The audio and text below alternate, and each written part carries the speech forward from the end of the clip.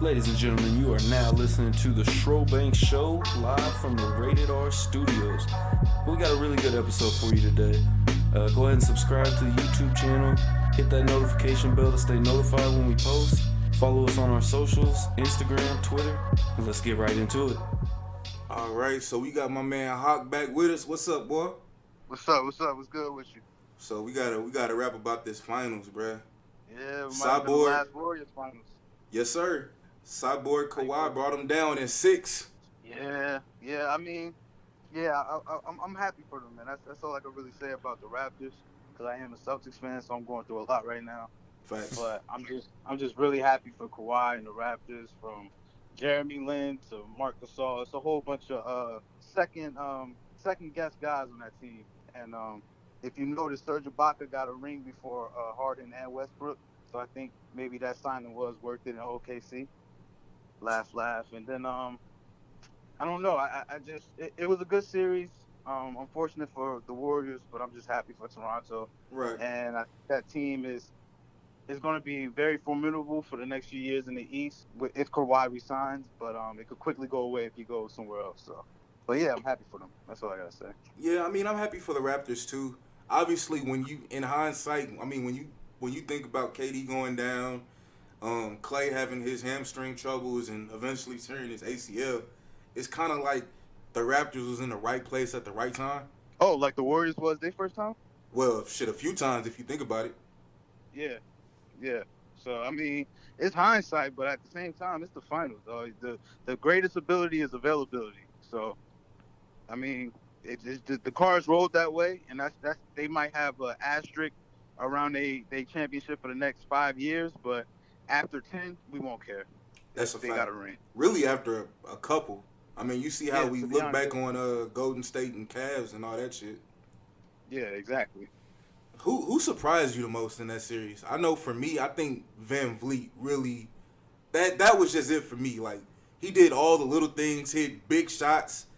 I mean, he was really their unsung hero for the series for me. I think so too. I think Van Vliet definitely is worthy of a starting spot somewhere else in the league. I know he got another year with Toronto, but next year, teams that are lacking within the point guard realm will really look at him the way that they thought they would be looking at Terry Rozier this year. Van Vliet actually, he's in the perfect role because as Kyle Lowry's prime is ending, he's just now finding his rhythm in the NBA. So, I mean, Kyle is obviously going to get a decline because we've seen his inconsistencies over the years, but would have got to back him up for a reasonable price for the next year and maybe the years following. He played very well, hit big shots. His step back is very Kimba-like, no? Am I the only one on that wave? I didn't see Kimba just because Kimba's is so quick. Not off the dribble. As I'm far just as talking about the simple, creating space. Yeah. I can see that. Yeah. Like he creates a lot of space and he just demands the ball at the right time. Another guy I really liked in that series was Marc Gasol. Marc Gasol really didn't let Draymond bully anybody on the floor. He played the game that he always played. Definitely an X factor. Yep. On his own time too.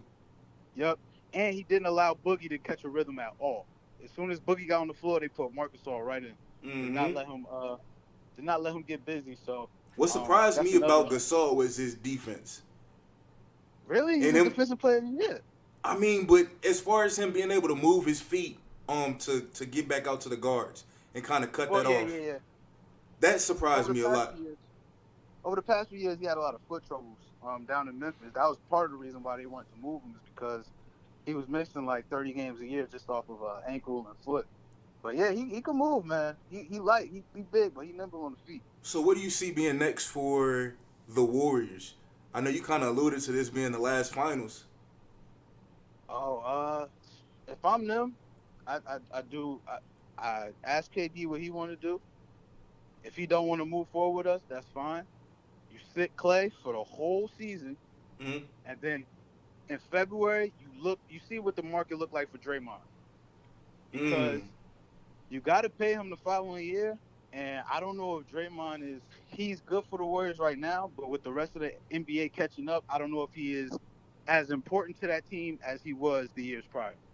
And So yeah, you instead can of a cash out. Draymond, You can cash out why he's a high commodity also because he started getting back in shape, started playing start getting Draymond back to basketball. shape. Yep. He averaged a triple double almost in the finals. So I Right. mean, it's gonna be people out there that want him. But the way I'm thinking is, I'm thinking kind of a scheme for Golden State would be sit Clay the whole year. If you can find a buyer for Draymond, find it, and then after that, just try to get the best draft pick you can get to pair up next to those guys for the next 6 to 8 years, because those guys are both 30 and both have bad legs apparently. So you can't rely on that shooting as much anymore. You got to get a young dog in there that's going to do what he's supposed to do. So if I'm them, I'm really looking at next year's draft and I'm looking at next year's trade market very carefully.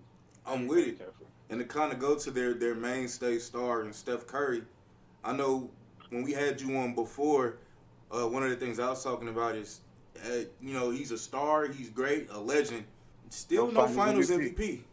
And I'm not trying to I'm not trying to troll him. It's just it is what it is.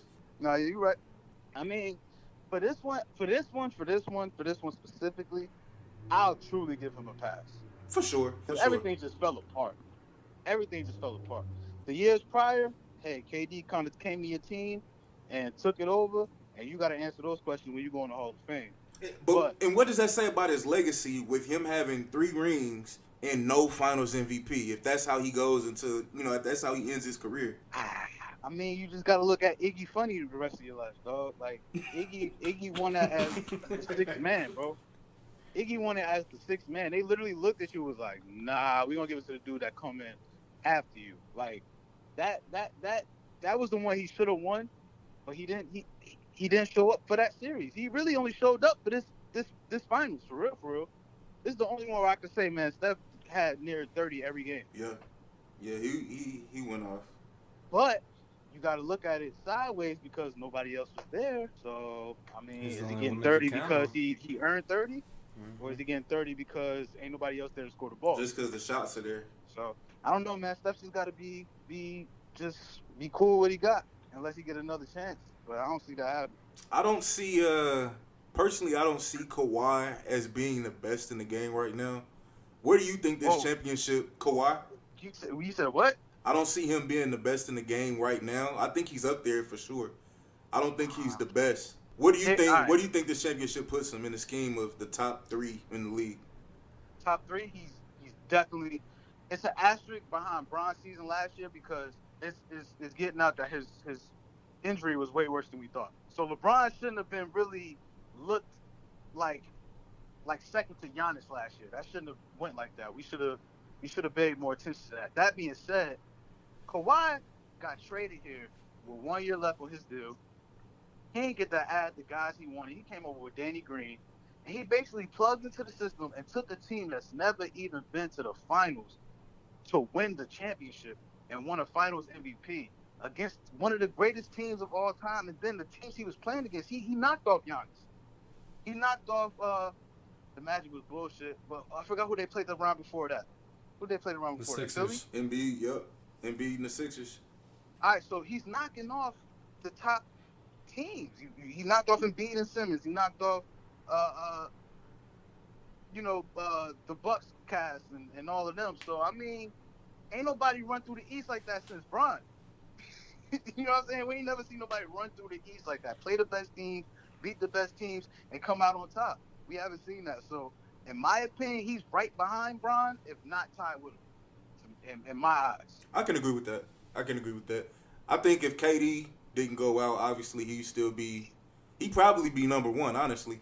No, yeah, if KD wasn't out, yeah, hell yeah. Yep. And with KD, he's going to be out for a whole season, right? He's going to be out for all next year. They got to sit him out. Will he ever be the same player again with that injury? No. Because that's that Achilles injury that we see everybody, look at Eric Berry. Look at, what was it, Kobe had the same thing? Yeah, Kobe's at the end, though. I mean, Kobe was at the end, but, I mean, that Achilles injury is, that's a motherfucker to come back from. Here's what I told my cousin who was a big Knicks fan. And he think he about to get KD.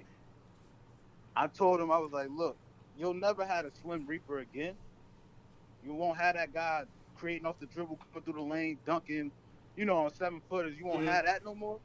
but he could shoot. So he's gonna have Mm-hmm. 15 points for the rest of his career. 15 points per game for the rest of his career. I That's a think fact.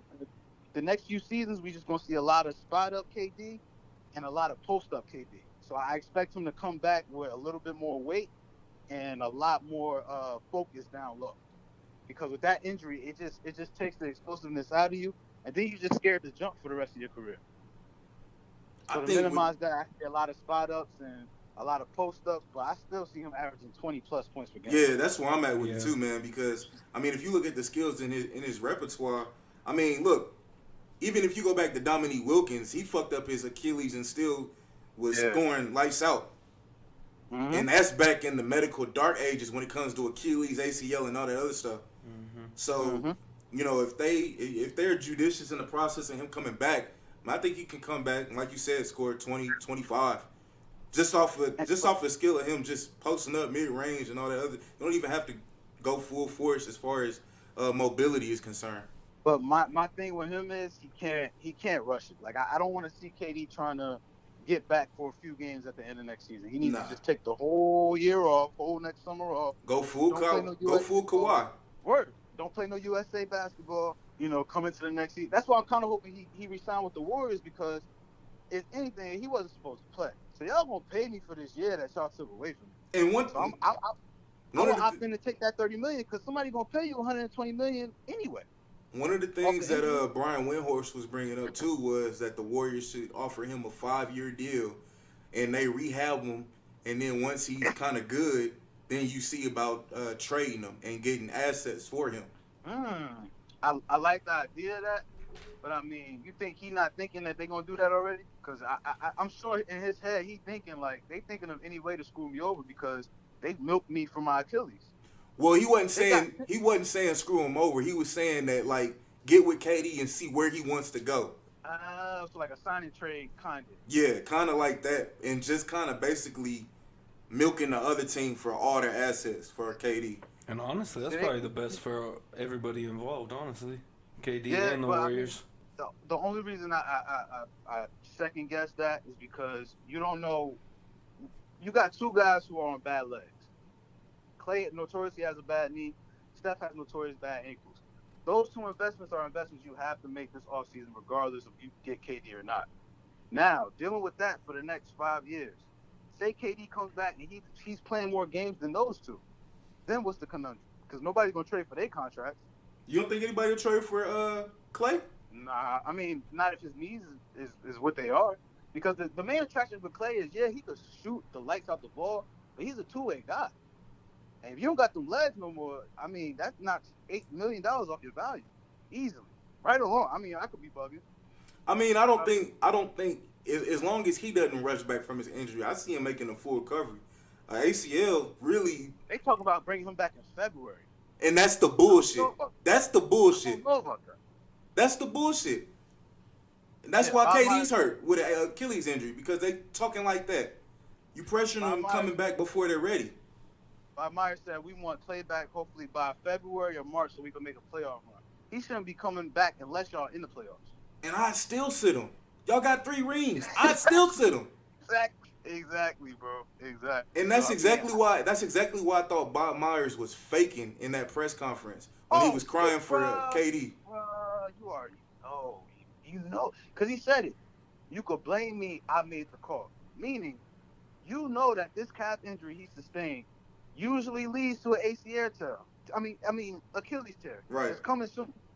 You know he has to sit down for 3 months for that ligament to heal up even halfway. Why would you play him for 10 minutes? You played him for 10 minutes in a game y'all probably could have won without him, and then he could have probably came back the next game or some shit. You know, it's like they got too hasty because they see their window closed. And I think that's what it is. That's exactly what it is. Yep. They see, oh snap, because you see that the Lakers just reached out to the Warriors to interview their assistant. If LeBron get a hold of that coach, it's a wrap for any Warriors future ever. With the KD injury, do you guys see any type of maybe league changes? Just for the simple fact, like look at the NFL.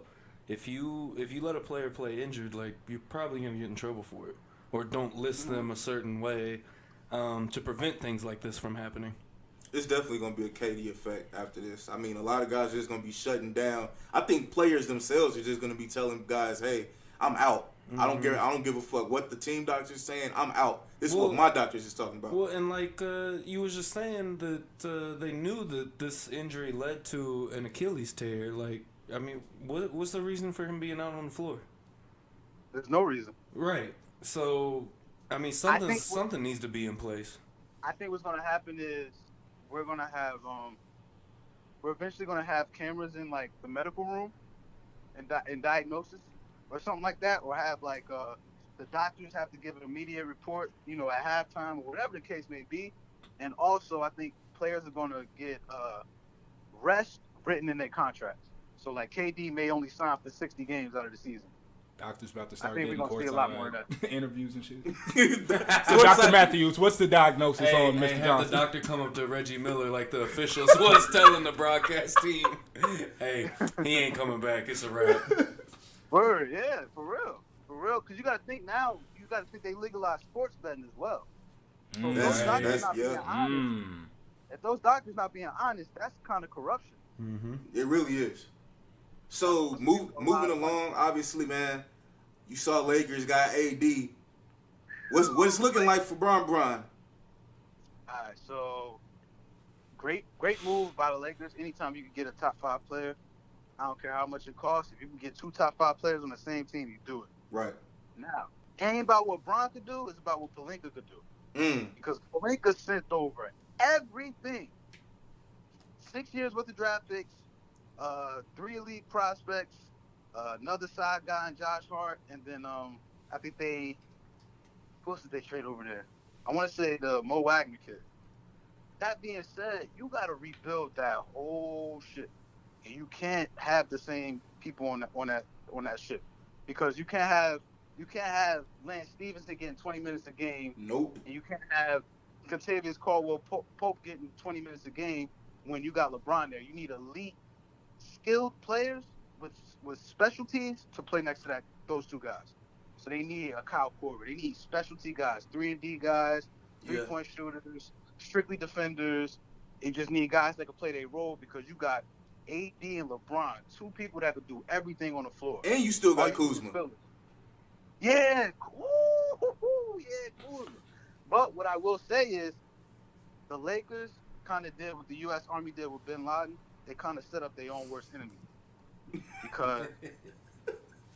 Because look, you got Zion down there. You got Lonzo. Lonzo with Zion is going to be great. It's going to be deadly, bro. You got Jackson Hayes from Texas there now. You got Brandon Ingram, who was an 18-5 guy, despite what we say about him comparing to KD or whatever. He's an 18-5 guy. And then you got cap space out of this world. And New Orleans is not a terrible city when you got the next quote-unquote LeBron there. You know what I'm saying? For any young player, they're like, yo, we could go get drunk and then dunk with Zion that night. Oh, my God. Shit, you still got Drew Holiday. And they still got the rights to Julius Randle. So, I mean, anything can happen. And I think the Lakers just laced their own worst enemy. But they did, like I said, but as for right now, I think Bron got it. I think Bron going to get at least 2 rings off this move. Anytime you get 2 of the top 5 players on the same team, you do it. Yeah, and I think he's going to the finals next year. So, really? Okay, that's my biggest question is, does this make the Lakers the team to beat in the NBA? I got to see how it fills out. Yeah, I got to see how they fill it out, too. One of the things I wanted them to do, I wanted them to get Patrick Beverly, who's damn near 40% from the three-point, and I wanted them to try to make a run at Brogdon, even though I know Milwaukee's not going to let him go. He's a sticker free agent. But I wanted them to go after those guys, kind of fill it out, the 1 and the 2 with those guys. You know what I would do if I was LA? What you got? I signed Marc Gasol, and I would re-sign Rondo, or like I'm gonna get looked at crazy, and it's probably impossible due to salary, but I try to get CP3 over there real quick. I really would. If his contract wasn't so ridiculous, I'm with you. I'm with you, dude. That might be the only reason he don't go. But I'm saying, like, if you can make it happen, because so you got 2 animals in AD and Bron. You got a good player in Kuzma. You need a mind on the floor, a guy who's just thinking. Yep. CP3 is the perfect guy for that, if it's not Rondo. And Bron not going to let CP3 go full CP3 and be a cancer to the – like, Bron not letting that ride. He's not going to let him be a brat. And plus, I think CP3 is take a step back, like, oh, all right, I could trust him. Like, I know he not. I can't question his heart. Right. I think a lot of times CP3, every team he's had, he questions the heart of his teammates. And And I rightfully think, so. yeah, rightfully so. And I think when you that emotional of a player, it's just natural. Like, damn, like you don't want this as much as I do. Like Westbrook, kind of. Yeah, I'm with it. I'm with it. So I think it would just be a good fit. Yeah, I gotta see how I feel out.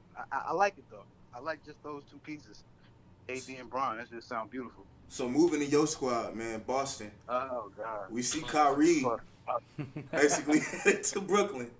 We see my man Al Horford got offers on the table for a 4-year deal in excess of $100 million for another team. That was a shot. All right, basically what I said in the article that I wrote for y'all is true. It rings true. It's time to let the young guys fly. Kyrie, I don't care what he does. I'm glad he's gone. Been saying it since February. Want him out, perfect. The Al Horford thing, I don't understand because you're going to go to a team. I'm hearing the teams that are offering him are the Nets and the Mavs. That's what I'm hearing too. Yep. In excess of, $100 million. So you're going to get this guy $30 million a year. He's 34. You're going to give him $30 million a year to give you 7, 7, and 7?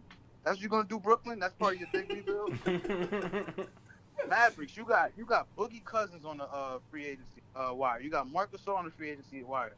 Granted, Al Horford is a good fit, but you just got Kristaps. You found a new star in Luka. You got a solid guy in Hardaway Jr. You gonna pay this guy $30 million to give you 7, 7, and 7? And it's different for Boston because he was really essential to that offense. That's why we paid him $30 million. He was our main passer, main screener, all that. Ain't no way on any of these other teams you're gonna be just as important. And the fact that you're gonna get $100 million is mind-boggling. He's gonna be 38 in his last year. I think he could work well with the Mavs. He could work well, but $30 million. Oh, I didn't say it was I didn't say it was smart to pay him $30 million a year. And the thing is, I don't have a problem with him leaving either because Boston don't know what's going on. Like I said, he's 34. He want to win.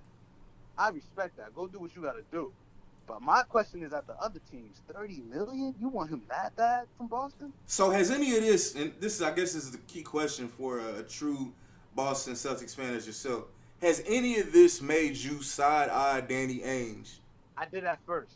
Once the Al Horford thing came in, I did at first. But you got to think about it. Danny traded IT who we still don't know if he recovered from that injury. He hasn't. It's not. It's a wrap for bro. All right. So we got Kyrie out of that. Mm-hmm. Who knew Kyrie was going to be this moody? Nobody did. Exactly. Nobody even LeBron was like, yo, what's wrong with this dude? Like, nobody knew Kyrie was going to be this moody. So, like, do I look at the trade with a side eye? Yeah. But, I mean, it could be worse. I could be in the same position as, say, the Knicks, where I'm just praying R.J. Barrett is God because, like, ain't looking like I'm getting free agents. Ain't looking like I'm progressing in any form or fashion. Right. I won't side-eye Danny unless we can't. I say this: if we are any lower than the 5th seed next year, Danny and Brad gotta go. They gotta go. Go. Brad been here since 2013. Brad had an elite roster last year. He couldn't make it work. He was headstrong on putting Gordon Hayward in, which I respect. That's your boy. You gotta look out, and you want him to adapt to the offense. And maybe next year, what he did this previous season will pay off as far as Gordon, improvement. But, I mean, it kind of cost us a season. We was in the Eastern Conference Finals last year, bro. We got a gentleman's sweep by the Bucks, who we beat last year. Yeah. And they not too much better. So it's like, it's frustrating. I'm not side-eyeing them, but if we any lower than a 5th seed and we don't, I got to see some crazy stuff next year. From Tatum, from Brown, from everybody. And I think they'll step up ultimately with Kyrie leaving. I think you guys will be fine like always. I like it because I like a starting lineup of Marcus Smart, Jaylen Brown, Gordon Hayward, Jason Tatum, and then maybe we sign Nikola Vucevic from the Magic. That's a good small ball lineup. Well, if y'all can get Nikola, boy, that's a squad. Bro, we got $30 million in cap space. That's why I like anytime you side-eye Danny, you got to look at it like, he did do this. Like when we traded IT, we got Kyrie. You know what I'm saying? When we traded Kevin Garnett and Paul Pierce and all of them, we got like top three picks. So it's like you side on him for a little bit, but then it's like, I see what you're doing. Assets. That's all it's about, bro. That's all it's about. But yeah, they gotta go next year. If we don't finish higher than the 5th seed, they gotta go because we finished 5th seed this year. That wasn't supposed to happen. All right. So kind of switching gears. You see what I did there? LeVar Ball, switch gears. Anyway. Switch my gears. Yo, how you feel about that? That's some bullshit. I think, you know what I think it is, man? I think the Lakers did that. You think the Lakers? What you mean? Because I think the Lakers, like, wanted to give him a permanent FU. Like, all these years you've been talking trash. Now we traded your son, and you're not going to be able to talk no more. No more. He can't go on ESPN. I don't think the Lakers did it, but I'm sure they're somewhere happy as fuck to see what's going on. Staples Center right across the street from ESPN Studios. I'm going to just say that. That's true. Staples Center right across the street. I will say this. Obviously, we're in a heightened, society as far as Me Too and all that. Yeah. I think the big picture of it all was how Molly reacted. Yeah. I mean, when she reacted like that, I knew it was over. I knew she was about to play the Michelle Beatles card and get my mans up out of there. I hate her. I hate Michelle Beatles. Yeah. I wouldn't expect that from Molly, especially, like being around a guy like Jalen Rose. I'm sure she get innuendos like that all the time, you know what I'm saying? Just off the strength. But I think he could have said anything and she could have said anything and it went like that. Like, if she was like, all right, switching subjects, I think he would have been like, you can switch subjects with me? Yeah. I think anything she would have said, he had a response for. So and here's the thing, like when the camera panned back to LeVar, he had a straight face. If he had one of those troll smirk faces, like where he's trying to be an ass, all right, then she had cause to pause. But other than like it was an honest statement. Like it was like, all right, you can ask me anything you want. You can switch gears any way you want. It was innocent. They trying to make it out to be something it's not. Just to he gonna get the last laugh, man. He is ultimately. They ultimately gonna have to apologize. Yeah, Lonzo and Zion about to wreak havoc. Homeboy about to mess up New Zealand next year and then come over and be a top 10 pick. So LeVar gonna be all right. They don't need ESPN. They need him as anything. I'm with you. I'm ready. All right. So what's next on the docket? NBA draft. Let's start with Zion and his fit in the Pelicans. How you think they gonna use him? They gonna probably put him at the 4 to start off. I see them putting him at the 4. Yeah. I think so too because they drafted Jackson Hayes from New Orleans. It was a good 5, good rim runner. What I could see is I could see them being interchangeable at the 4 and the 5, and them just running the floor, like just being rim runners. Especially with Lonzo, he can't shoot anyway. So I see them being kind of like the new running gun team of the NBA. Like remember how back in the day the Thunder, like when they had Harden, Ibaka, Russell and all them. And they used to just dash down the floor. Russell would dash down, get a pull-up elbow shot. KD slash to the rack. Harden do the Euro step. You know what I'm saying? Like, I think it's going to be one of those fun teams. Like, and the good thing is any of those dudes can run the fast break. Zion included. Like, any of them dudes can run the fast break. Exactly. Yep. So it's going to be perfect. It's going to be fun to watch. Real fun to watch. What do you say to the people that's saying, and I said this before and I had to eat my words, but what do you say to the guys that's saying Zion is basically Blake Griffin? Oh, I said that early in the season, but I regret it. I think when people see him handle the ball in summer league, a lot of people they front like they watch college basketball, but they didn't. And if they do comment a lot on college basketball, they equate it to the NBA, and everybody knows it's a totally different game, even though it's still kind of the same. Once they see him handle the ball and give like a little push pass to somebody between traffic, people gonna understand what kind of player he is. Like he's not the best shooter, but he can literally do everything else on the floor. And the thing is, you can learn shooting. So any coach that hears that, any scout that hears that, any franchise owner that hears that, you're gonna take that gamble, and that player is gonna be a top 10 player of his generation. If you could do everything, all you gotta do is learn how to shoot. Yeah, you could. I'm intrigued about the possibilities of him potentially playing the 5 like you brought up earlier in the year, man. I think that would be amazing. Him having a Ben Wallace effect. It's gonna be unbeatable. And the thing is, he's an effort guy too. So like, it's not like he's just gonna be a boards and points guy. Like he's gonna play defense. So imagine a guy that's Draymond size putting up like Drummond numbers. Like I think that's what we're gonna see the first years of Zion. It's just like 15, 14, and 5. Like just I see it with 2 blocks, 2.5 blocks a game. Easy. So yeah, I think New Orleans, like I said, man, earlier, they set up for the next 15 years. They don't got to trade a piece. They don't got to do nothing but just let it grow. Shout out to David Griffin, man. Off into an amazing situation. Oh, I got a question for y'all though. How would y'all have felt though if Zion didn't want to go to the Pelicans and decided to take the year off and then come back to the draft next year? How would y'all have felt about that move? How would I felt about him or the move? Period. Just the move, like would it like for the league? Like how would it shape the outlook of the league going forward? Honestly, man, I think it would have been a kind of a black eye on the league because everybody's anticipating Zion, coming into the league. I think he would have took a lot of heat for that. Honestly, would you think though he would rather than sit out and go back? Because can you go back to college ball?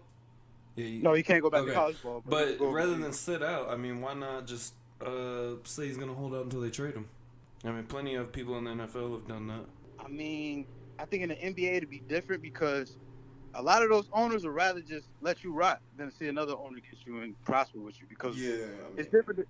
In the NFL, one player not changing the organization. In the NBA, one player could change the whole thing, the whole league. Unless you like Patrick Mahomes or something, like just a dope quarterback. Yeah. That's it. That's the only case, for real. Yeah. Quarterback, exactly. Yeah. But, I mean, quarterback, maybe sometimes. I think if he'd have done that, it'd have been a dope power move for the young guys. But, like you said, a black guy no less. So what's we going pick by pick? Yeah, we can go. Let's go. Ja Morant, man. Memphis. I don't know too much about Ja, to be honest. It's weird because he one of the first few top 2 prospects that I never really cared about. Really? But I don't. With point guards, man, like it's hard for me to get excited because I've seen Trey Burke ball come to the league do nothing. I've seen who else? Countless guards. Malik Monk. He on a different level than Trey Burke, man. You said what? He on a different level than Trey Burke. Yeah, but nah, because a lot of these guards that come in don't be ready, and that's just my bias. Coming from a mid-major school, I don't know. He might be the truth, he might not be. I just guards, I don't do it. Like Darius Garland, I don't deal with it. Yeah, that one kind of was just like, eh.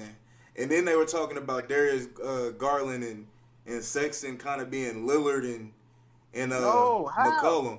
And it's just like, what are you talking about? That's not. No. That ain't it, Chief. No, like I was laughing at all the pro comparisons. Like they had who they had? They had the guy that the Celtics drafted. They had him listed as the new Al Horford. I'm like, you only saying that because he leaving. Like this guy's not Al Horford. All right, so 3 R.J. Barrett for the Knicks. How we feel about that? I think he's it's gonna take him a while to get it, just because he's a very erratic player. He can be hot and cold, a lot really inefficient at times. But I think he's, he has an NBA body. He's ready to go. I think he's going to be a 25-5 guy.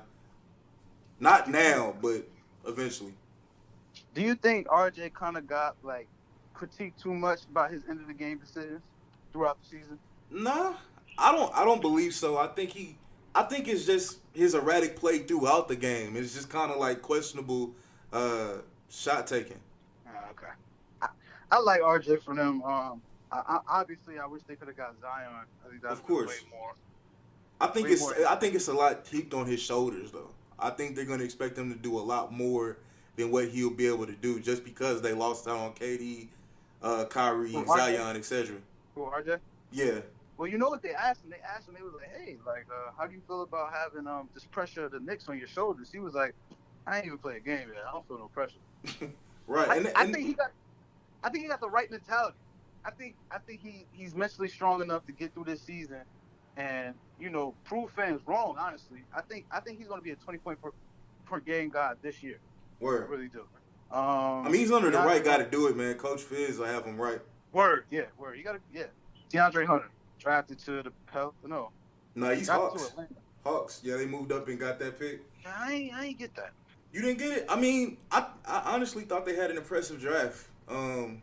You know, they had a good draft. Moving up to get Hunter, then you're going at 10 to get Cam Reddish. I thought that was impressive.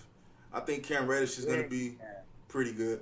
I see a lot of Brandon Ingram in him, Ooh. which isn't bad, but I see a lot of Brandon Ingram in him. Those Duke guys, man, like even Tatum, like I'm not even gonna take Tatum and Ingram off the same level yet because I don't know, them Duke forwards be weird. Yeah, the development on him is it's like. It's like KU players, like they come in the most hype, and then they get drafted like 30s. It's like, bro, like you was just ranked number 5 last year. Shout out Quentin Grimes. That dude sucks. Anyway. Shit.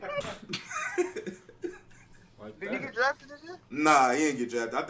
I think he's transferring from KU though. Oh, good for him. Kobe White. Oh no, Darius Garland. I see how I skipped him.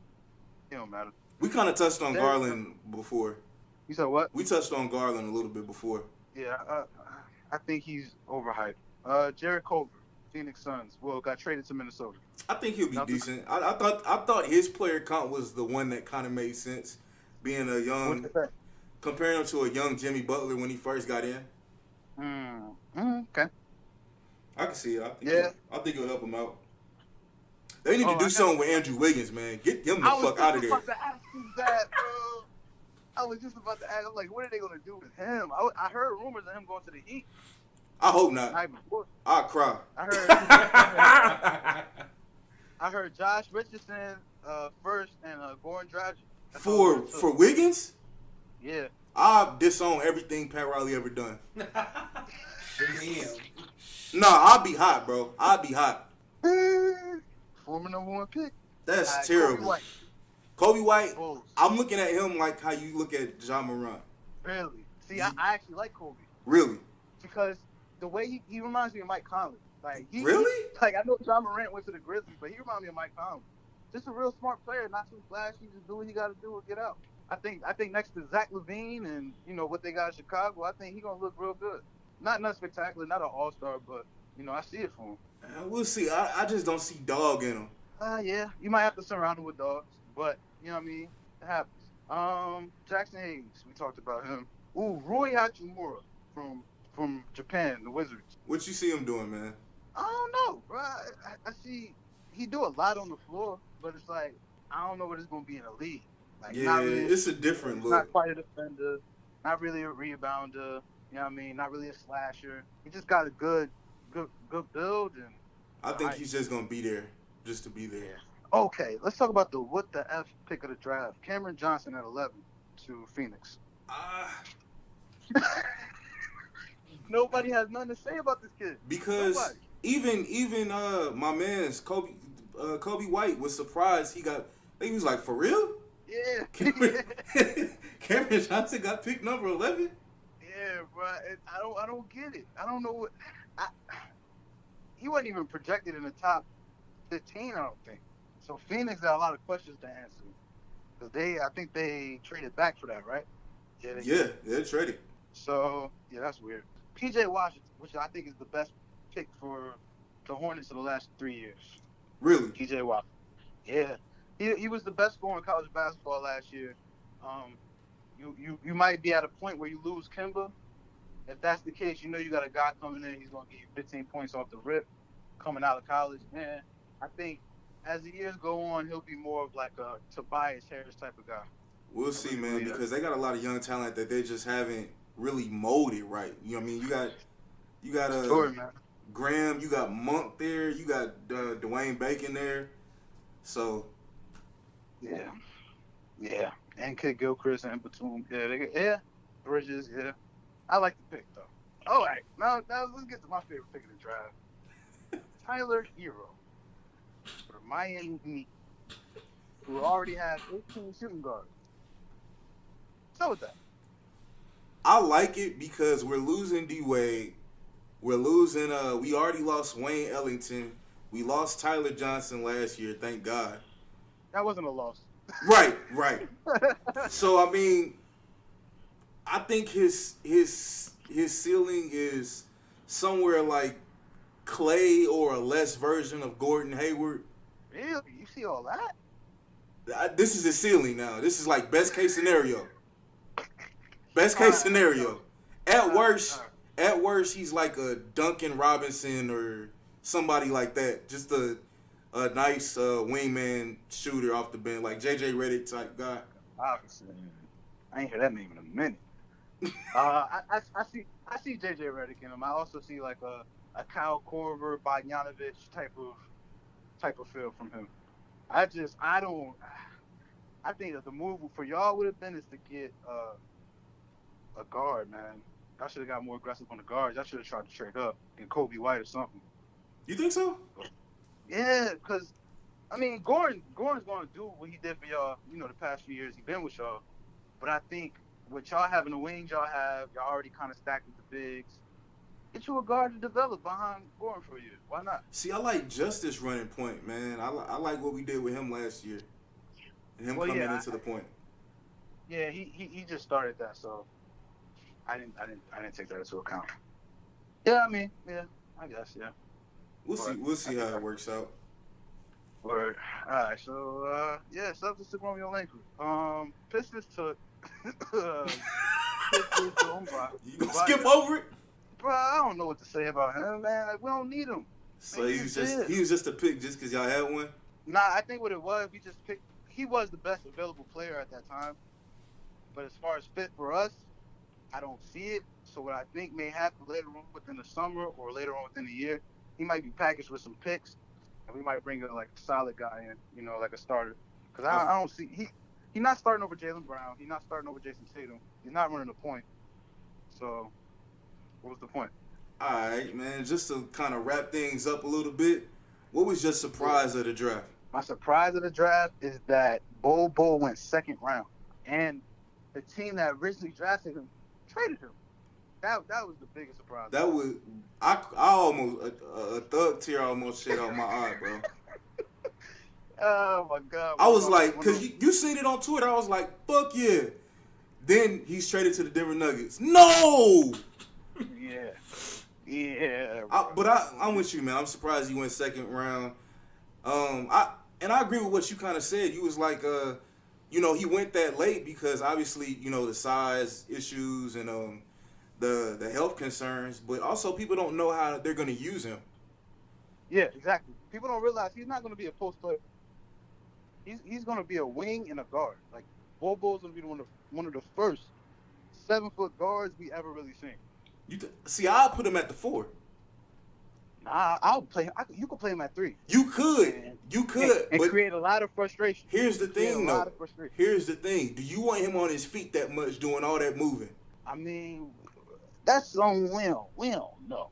Like, I mean, because somebody could step on your foot in the post. You know what I mean? Like, we don't know what's going to happen. That's true. I'm just saying, like, as far as like what he can be, like he can handle the ball, he can shoot. Any team, I don't care if you don't know what to do with them, you take them just because of what you could sculpt out of them.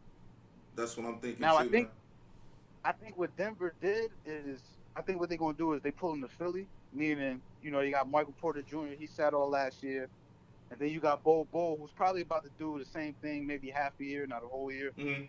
I think they're going to bring them both back in 2021. That's going to be a team we're going to be scared of, man, because they saying Michael Porter Jr. looking like he did in high school. That's a scary sight to add to that Denver team. And you got Jokic already there. You got Jamal Murray. Squad, bro. I think they may be the first. They may be the first and second seed again next year. I could jump on that. I'm with you on that. But hey, man. Thanks for having me, man. Yes, sir. Hawk, it's been real, my brother. We had a lot to cover today. We gonna get you y'all on. Edit out them pauses. Oh yeah. We got you. I got you. All right, my brother. But yeah, thank you. Yes, sir. Thank you all for tuning in to the Showbank Show live from Rated R Studios. We appreciate all the love just as much as we enjoy doing the show. Thank you all for the support. Keep supporting. Stay tuned because we got so much more coming. We're constantly growing, constantly expanding. So just stay tuned for it all. Thank you. We out.